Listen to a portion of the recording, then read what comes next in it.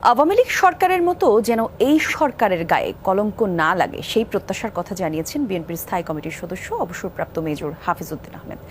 দুপুরে প্রেস ক্লাবে মুক্তিযোদ্ধা দলের আলোচনা সভায় এসব কথা বলেন তিনি। এ সময় হাফিজ উদ্দিন বলেন, অন্তর্বর্তীকালীন সরকারকে সব ধরনের সহায়তা করবে বিএনপি।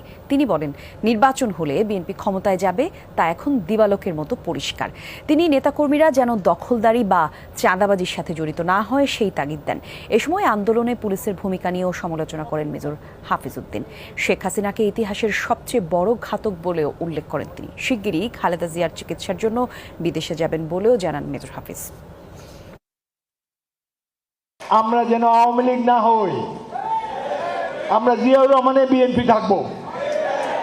কোনো চাঁদাবাজি, কোনো দখলবাজি, কোনো দুর্নীতি আমাদের দলে কেউ করতে পারবে না। ক্ষমতায় গেলেও না, এখনো করতে পারবে না।